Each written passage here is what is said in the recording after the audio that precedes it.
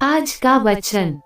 पहला पाठ गणना ग्रंथ अध्याय 24 पद संख्या 2 से 7, 15 से 17। अपनी आंखें ऊपर उठाईं और इस्राएलियों को देखा जो अपने अपने वंश के अनुसार शिविर डाल चुके थे। ईश्वर का आत्मा उस पर उतरा और वह अपना ये काव्य सुनाने लगा। ये बोअ के पुत्र बिलाम की भविष्यवाणी है। यह उस मनुष्य की भविष्यवाणी है जो रहस्य देखता है। यह उसकी भविष्यवाणी है जो ईश्वर के वचन सुनता और आत्मा से आविष्ट होकर सर्वशक्तिमान के दर्शन करता है।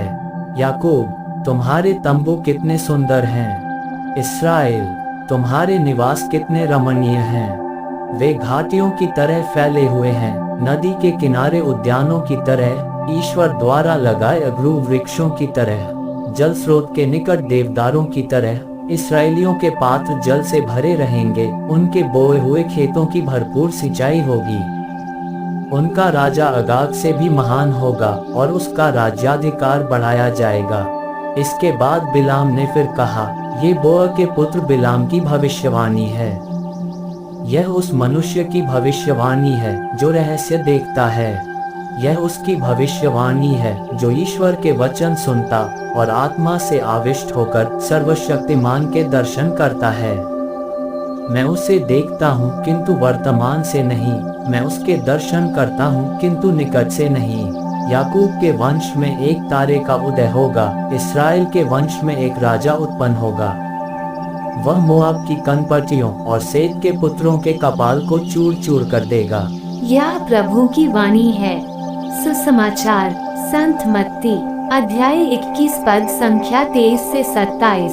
जब ईसा मंदिर पहुंच गए थे और शिक्षा दे रहे थे तो महायाजक और जनता के नेता उनके पास आकर बोले, आप किस अधिकार से ये सब कर रहे हैं? किसने आपको यह अधिकार दिया? ईसा ने उन्हें उत्तर दिया, मैं भी आप लोगों से एक प्रश्न पूछना चाहता हूँ। यदि आप मुझे इसका उत्तर देंगे तो मैं भी आपको बता दूंगा कि मैं किस अधिकार से ये सब कर रहा हूँ। यूहन्ना का बपतिस्मा कहाँ का था, स्वर्ग का अथवा मनुष्यों का? वे ये कहते हुए आपस में परामर्श करते थे, यदि हम कहें स्वर्ग का तो ये हमसे कहेंगे, तब आप लोगों ने उस पर विश्वास क्यों नहीं किया? यदि हम कहें मनुष्यों का तो जनता से डर है, क्योंकि सब यूहन्ना को नबी मानते हैं।